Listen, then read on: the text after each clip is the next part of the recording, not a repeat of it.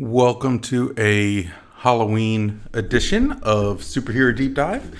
I am your host, Jason, and I have a great episode. I have a hero that is, I don't know, I want to say synonymous with Halloween, but it's not really. It's just one that, you know, it's just, I don't know. You know what? Screw it. It's a Halloween themed episode because I said it is. And welcome. Before I get into it, let me give you my normal disclaimers. The information pulled is from different sources across the internet and may or may not be completely complete, but they do give a really good insight on the current superhero. And as always, if any of you guys have any questions, comments, concerns, requests, or anything like that, you can follow me on Twitch, on Twitter and Instagram under Super Deep Dive. Use the hashtag Superhero Deep Dive. I do post memes every weekday, and follow Twitter and Instagram for those. And let's see, what else is there? You can always email me as well at b4itall@yahoo.com. So b4itall@yahoo.com. With any questions, comments, suggestions, requests, anything like that, any extra tidbits you want to add, I am all for it, and I'm all for open dialogue. So this week I am covering Vampirella. She has her own little corner of comic book lore. I remember when I first saw her, it was in a big kind of like encyclopedia thing talking about like comic history. And this lady in this, I don't even know what it is. It's not even a bikini. It's just like they were like red suspenders that went top to bottom or something. I don't know. But she was in it, and I was like, oh goodness. And as a young teenager, that made things uncomfortable. But I got through it, as do most teenagers do. So, and I'll just leave it at that. But I'm talking about Vampirella. That's actually her name. Now, Vampirella was an inhabitant of the planet Draculon, a world where a vampiric race lived on blood and where blood flowed in rivers. Draculon orbits twin suns that were causing droughts across the planet, making certain doom for Vampirella and her race. The race which Vampirella was born, the Vampiri, or Vampiri, I don't know, whatever you want to call it, were able to transform themselves into bats at will, possess superhuman physical attributes, sprout wings when required to fly, and drink blood. Soon the inhabitants of Draculon started dying slowly due to the drying up of its blood, and during those desperate times, a spaceship from Earth crashed on the planet. Vampirella, following her curious nature, went to investigate and was attacked. Retaliating, she discovered that the astronauts had blood in their veins. In order for her race to survive, she managed to pilot the ship back to Earth, where her adventures began. Upon arriving to Earth, Vampirella tried to blend into Earth's society by going to a television contest. Unfortunately, she took a plane that crashed and she was seriously injured. In order to survive, Vampirella drank the blood of all the victims of the crash, and then she wandered off until she was found by members of the Cult of Chaos. They nursed Vampirella back to health as to take advantage of her natural abilities. But once she learned the true nature of their intentions, Vampirella attacked them and foiled one of their evil plans to bring forth chaos to the world. Okay. There's a lot to unpack here.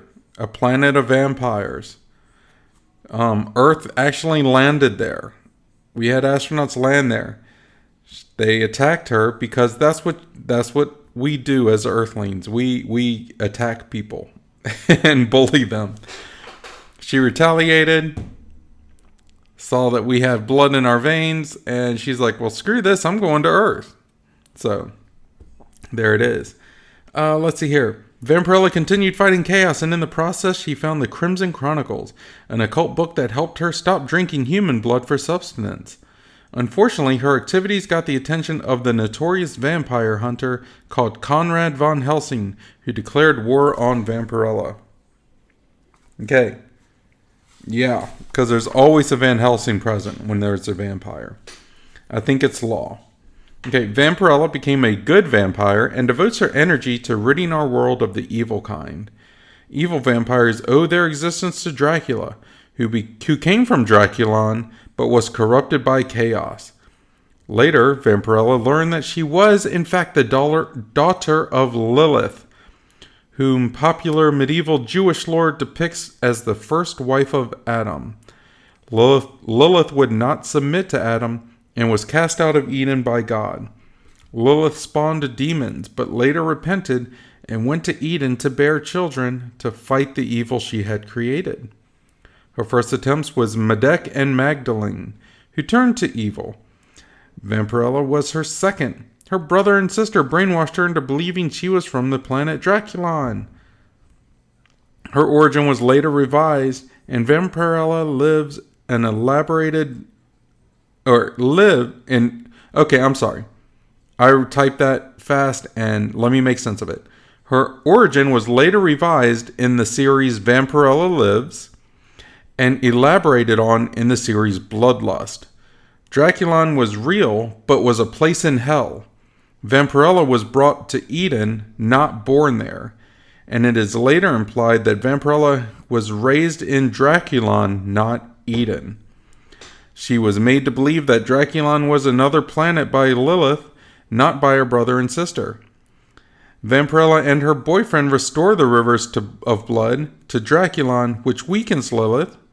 Lilith is killed by the hand of God. A further revision of the World's End storyline revealed that Lilith did not really repent and raised Vampirella to be good because she wanted to release the Heart of Darkness, which is the heart of the fallen angel Malkuth, from Metatron's lance. Oh, okay. Which can only be done by a good person. This story was revised again in Vampirella Revelations. Lilith is again alive. Lilith still did not repent, but the reason she raised Vampirella good was that the existence of vampires made Lilith weaker, and she wanted someone to kill them. Lilith had used a magic mirror to make Vampirella believe whatever variation on her origin was necessary at the time.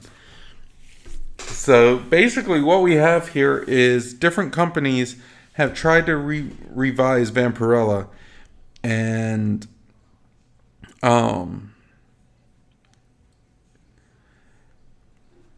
it just didn't. I don't know. They just made it a big mess. But they're trying. They're trying to make it make sense. And whatever. It's just kind of whatever at this point. Now, powers. Vampirella possesses many of the typical powers of mythological vampires. She exerts super strength when facing her opponents and can move so fast that she appears as a blur of motion. Her senses are far beyond those of humans, allowing her to tell one's emotional state through their scent, hear things imperceptible to humans, and see clearly in total darkness. She is very athletic, possessing great stamina, reflexes, and agility beyond that of humans, and her healing factor grants her great resilience and allows her to heal rapidly from her wounds and makes her immune to earthly illnesses and toxins. Now, whether she is able to turn other people into vampires is inconsistent. It was a plot point in the Warren era, which was one of the creators, I guess, and she could not because she was a being from another planet and not a supernatural creature. But that origin was since revised, and she could do it in the Shadowhawk crossover. However, that crossover is out of continuity for Shadowhawk and may actually be out of continuity for Vampirella. So they don't know. They don't know, and I don't think they ever truly explored it, which is fine. Which is fine. She had the power to grow a giant pair of chiropteran wings to allow self-propelled flight. Her stare and even voice are hypnotic and seductive to humans, particularly males, and she has been seen as having the ability to induce sexual arousal in men simply by being in their presence. Maybe it's because of the slingshot bikini she was wearing. Just a thought. She is shown to have the power of telepathy, and she was able to hear the voices of demons inside Jackie Estacado's mind. She's also immortal, and in addition to her supernatural abilities, Vampirella is a formidable hand-to-hand combatant and is shown to be skilled with modern-day firearms. So she's got the full gambit, but she doesn't have any of the weaknesses, which is fine. Because they did that because she started out as an alien.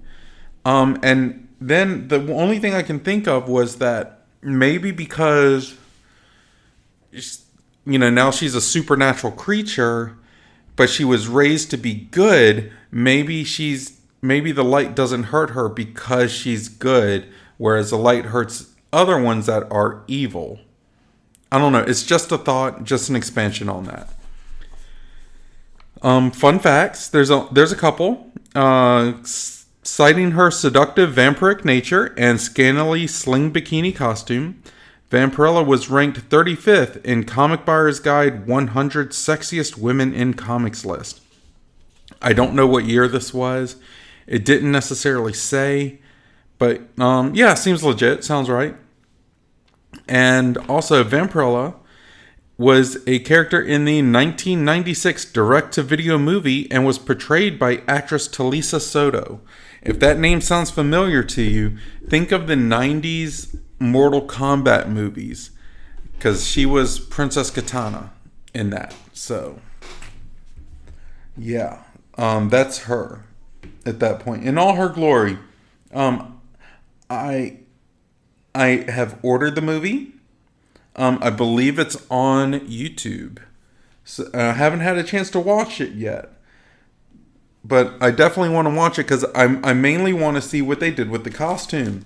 I saw a clip and the costume was nowhere near what it was in the comics, which is not a bad thing. But I have no idea how far or how close they got to it. But yeah. So what do you guys think? What do you guys think of Vampirella so far? She's got some interesting things about her, doesn't she? And as always, I look forward to your comments, your emails, your DMs. You can reach out to me at b4itall@yahoo.com. So b4itall@yahoo.com, or you can catch me on Instagram, Twitter, and Twitch under Super Deep Dive, and use the hashtag superherodeepdive. Also, I post memes on Instagram and Twitter every weekday. Sometimes during the weekend. It just depends on what I find and how much time I have available.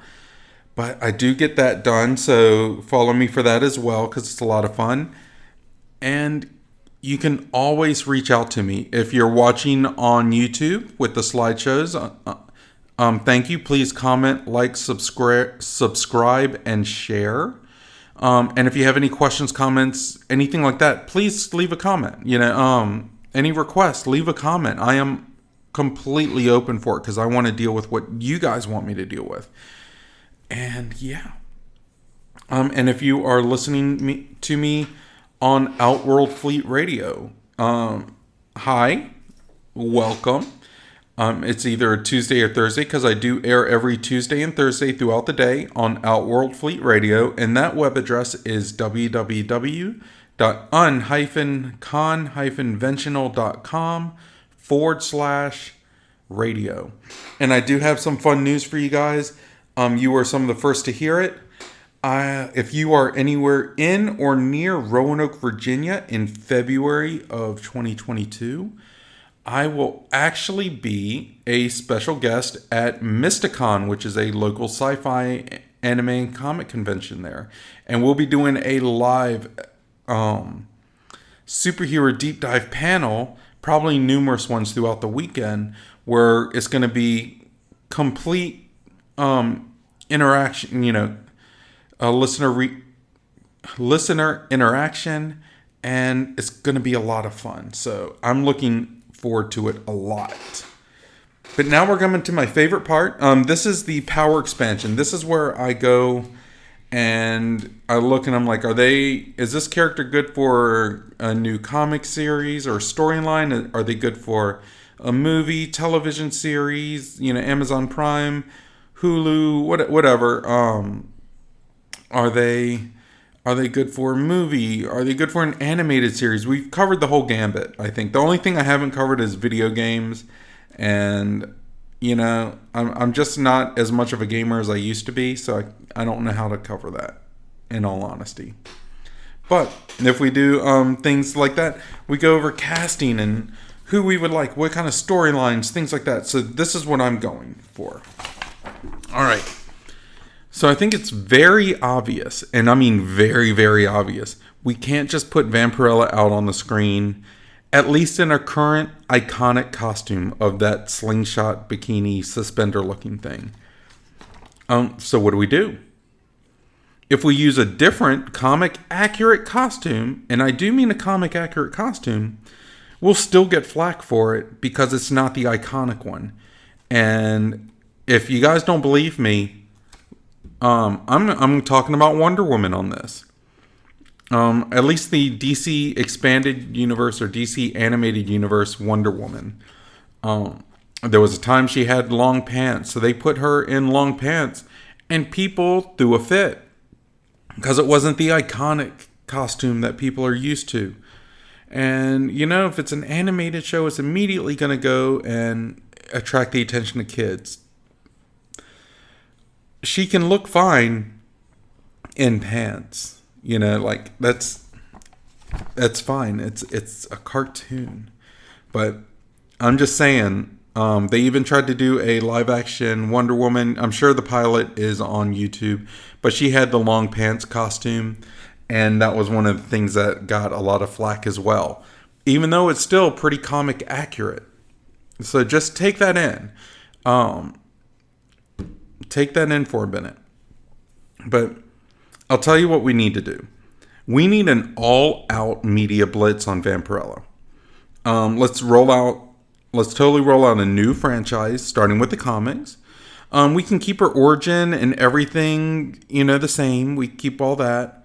We just need to build stories. So there's no need to make her story or her history more convoluted than it already is, because that's a mess. Let's just launch with one of her other costumes or give her a new costume that will be able to translate onto the screen and go from there. Give her quality stories and give her stories that run for maybe about a year and a half to 2 years, something like that. Where it'll build up a fan base with that on the comics.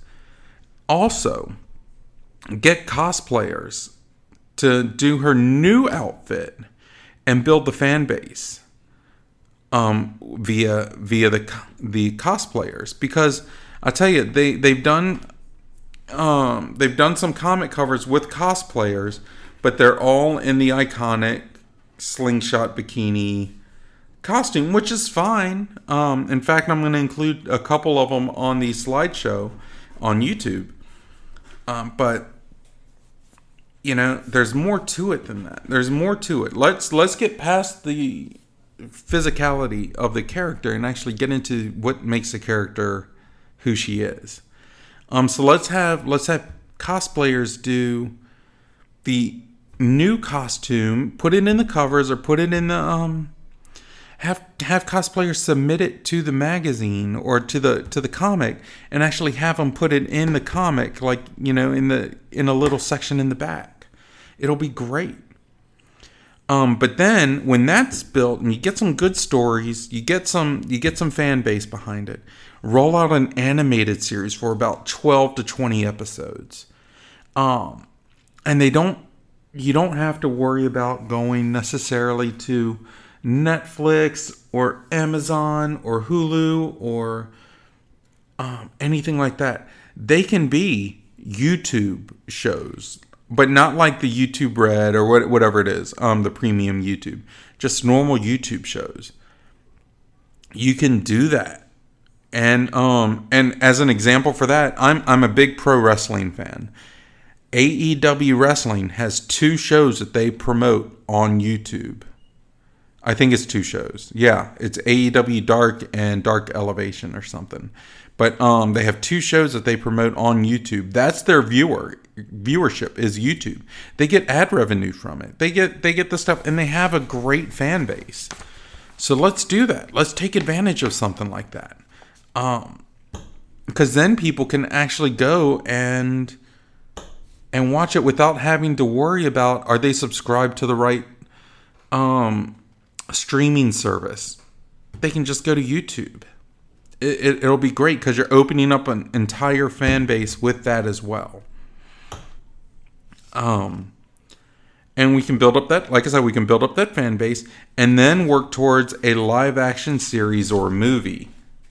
And I know it sounds really ambitious, but you're looking at a character, and this is just my opinion, you're looking at a character that has always had a corner in comic history and really, really deserves, and I wouldn't even say deserves, has really earned a chance to shine.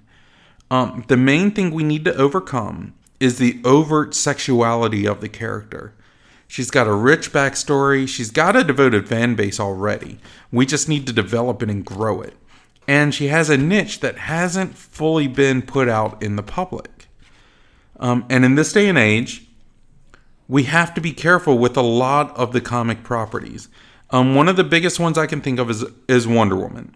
And I'm sorry for paralleling Vampirella to Wonder Woman, but just roll with me on this for a little bit. When they did the Wonder Woman movie, instead of just keeping her like, almost like a one-piece bathing suit or, kind of panty bottoms, whatever it is, they went with the battle skirt costume, which totally fits and it looks great.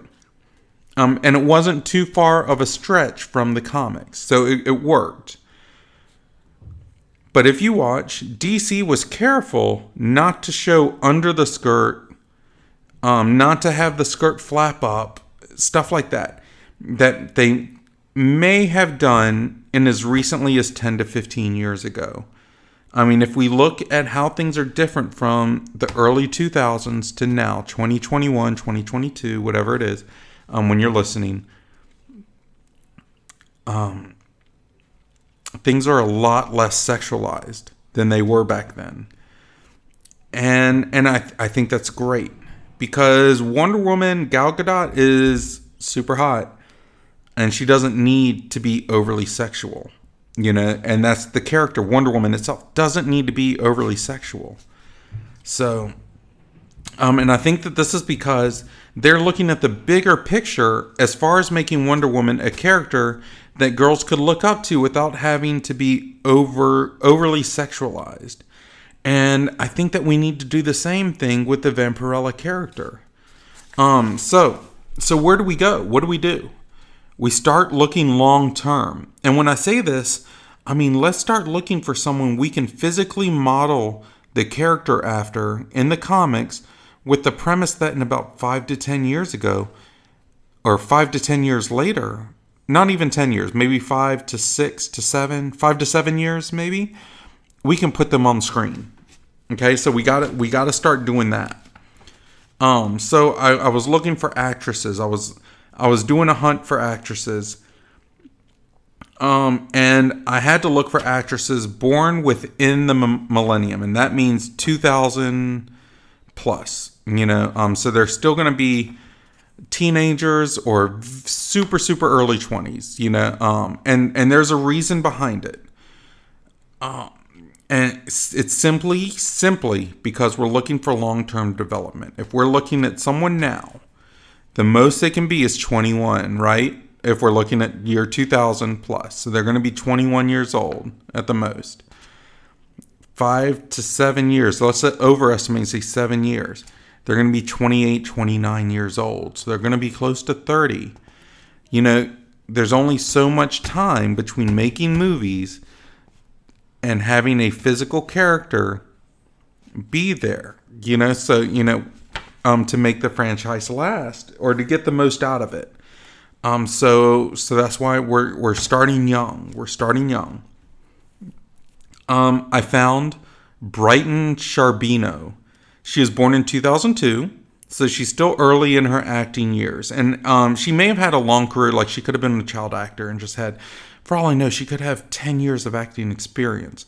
But as far as her acting years goes, like she still looks like a teenager. She's 19 years old right now at the most. So, like that's where we are. She's also been in The Walking Dead, which helps her with that bloody, horror-oriented style, which can play well in a vampire-centric movie. She's also got a look that can easily translate into the stereotypical vampire trope. Now, she was born in Texas, it said, but she's brunette. She's got kind of an Eastern European look, and she, just seeing like some candid pictures of her, like not the modeling stuff, not the promo pictures. She seems to have a good personality. Which helps because if you're playing in Walking Dead, you're playing a serious tone, but if you got a good personality, you can put some of the comedic things in to help keep audience interaction there. So yeah. So I got that. And I think if we get her as a base model for the character, for the artwork of the comics, and then as that goes and they develop an animated series, have her do the voice work when animation goes into development, and then have her evolve into the screen version, we could have something totally revolutionary in the entertainment industry. Like, what do you guys think? Can we rebrand a character and build a franchise around them? And basically, I mean, if we look, we're going to model the artwork after her. Marvel did something similar with Nick Fury. In the Ultimate storyline, they modeled Nick Fury after Samuel L. Jackson. This was before the movies. And then, when they started having the character on screen, they got Samuel L. Jackson. So now he's synonymous.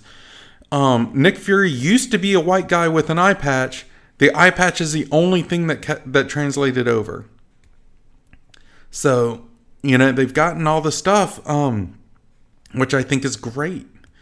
They built that character, which in essence is its own franchise. Nick Fury is its own franchise, around an actor for long-term storytelling.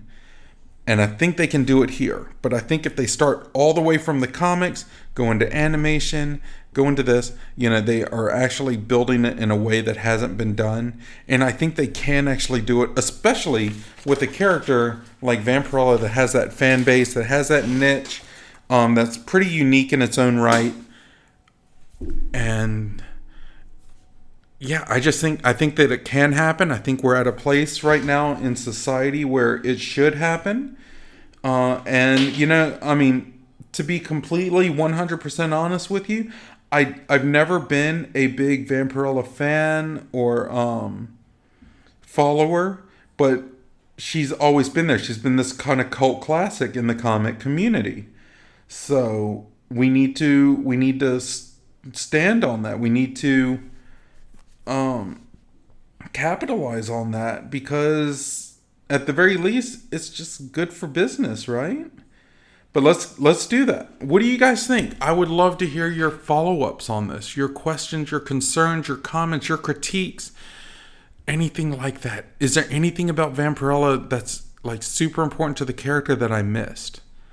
There was a lot of back and forth, so there could easily be. But let me know. Like I said, you can reach out to me via email at b4itall@yahoo.com. So b4itall@yahoo.com. Or you can catch me on Twitter, Instagram, and Twitch under Super Deep Dive, and use the hashtag superherodeepdive. If you're watching this on YouTube, thank you so much. Please like, comment, subscribe, and share. Help me grow the channel, because that would be amazing. And yeah, leave your comments there and I'll respond as best as I can. In the meantime, guys, I'm going to head out. I hope everyone has a great Halloween. Be blessed. Be happy. Be safe.